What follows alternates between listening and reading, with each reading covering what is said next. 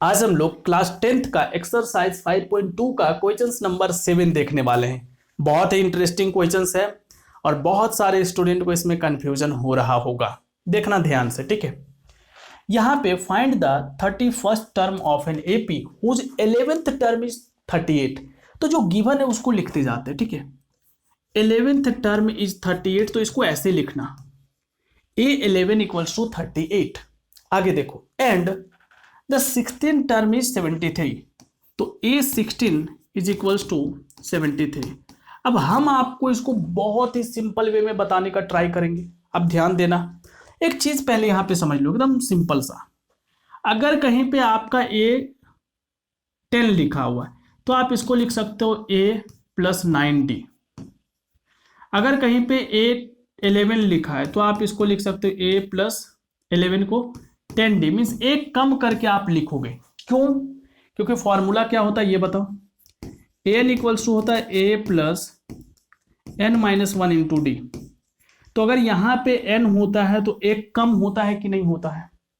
तो वैसे ही अगर 11 है तो डायरेक्ट आप 10 लिखो, कंफ्यूजन कम होगा। तो अभी देखना इसी का यूज हम लोग करेंगे जिससे आपको ये चीजें इजी फील हो। अब यहां पे आप बताओ A11 को हम लोग क्या लिखेंगे? A+10D इज इक्वल्स टू 38, बताओ, लिख सकते हैं। और A16 को क्या लिखेंगे? A+15D is equals to 73। Clear है? अब यहां पे आपको दो इक्वेशन मिल गया, और जैसे आप लीनियर इक्वेशन को सॉल्व करते हो वैसे ही इसको सॉल्व करके आपको ए और डी का वैल्यू निकाल लेना है। अब जो स्टूडेंट सोचते हैं कि लीनियर इक्वेशन तो भूल गए हैं सर, उसके लिए प्रॉब्लम है ना। चलो आपको पता चल जाएगा। देखो, हम सेकेंड इक्वेशन में से फर्स्ट को सब्ट्रैक्ट कर देते हैं। आप चाहो तो फर्स्ट में भी सेकेंड को सब्ट्रैक्ट करोगे तब भी आंसर आएगा। तो जिसमें बड़ा बड़ा वैल्यू है उसको ऊपर रख लेते हैं, है ना।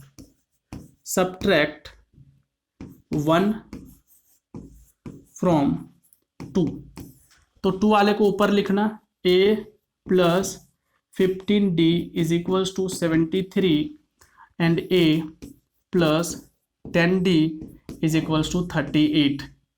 लाइन डालोगे, पता है यहाँ प्लस है, ये के पहले कुछ नहीं है तो माइनस करेंगे, ये प्लस है तो माइनस करेंगे, और 38 के पहले कुछ नहीं मीन्स प्लस है तो माइनस करेंगे। ए और ए कैंसिल हो जाएगा क्योंकि दोनों सेम टू सेम है। यहाँ पे इसका वैल्यू अब नहीं रहा साइन चेंज करने के बाद, ये प्लस में है और ये माइनस में है। अब तो 15D माइनस 10D 5D, बड़ा साइन, बड़ा डिजिट का साइन प्लस है तो प्लस। यहाँ पे भी ये प्लस में है माइनस में है, सब्ट्रैक्ट होगा। 13 माइनस 8 5, और यहाँ पे बचा 6 माइनस 3 3, और 73 बड़ा है तो प्लस 5 इधर डिवाइड कर दो। तो D इक्वल्स टू कितना आ गया? 35/5, इट मीन्स 7। तो D का वैल्यू 7 आ चुका है, बताओ, आ गया 7। अब इसी D को इक्वेशन 1 में पुट करके A का वैल्यू निकाल लो, ठीक है। बहुत सिंपल है। पुट D इक्वल्स टू 7 इन 1, तो यहाँ पे A+10 इंटू 7, 10 इंटू D का वैल्यू 7 इज इक्वल्स टू 38। तो A इज इक्वल्स टू, देखो 10 इंटू 7 70 हो जाएगा, और 70 को उधर सब्ट्रैक्ट कर दो तो 38 माइनस 70, तो ये आ जाएगा -32, क्योंकि 70 जो है वो ग्रेटर नंबर है। तो अब A और D का अगर आपको वैल्यू मिल चुका है तो क्या आप 31st टर्म निकाल सकते हो? हाँ, देखो नाउ A31 को आप क्या लिख सकते हो? A+30D लिख सकते हो क्या, बताओ? लिख सकते हो, जैसे यहां पे यूज किए हैं। तो अब A का वैल्यू बताओ। यहां पे A का वैल्यू कितना था? -32 प्लस 30 इंटू D का वैल्यू 7। यहाँ पे हम लोग कैलकुलेट किए हैं D का वैल्यू 7 और A का वैल्यू -32।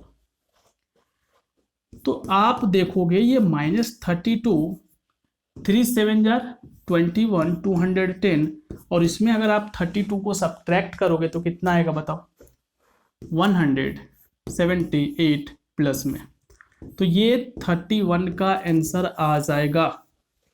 बहुत ही सिंपल वे में आपको बता दिए। तो आई होप आप लोगों को समझ में आया होगा, और बाकी क्वेश्चंस का सॉल्यूशन देखना चाहते हो तो डिस्क्रिप्शन में आपको लिंक मिल जाएगा, जा करके देख सकते हो। हम मिलते हैं आप लोगों से नेक्स्ट वीडियो में।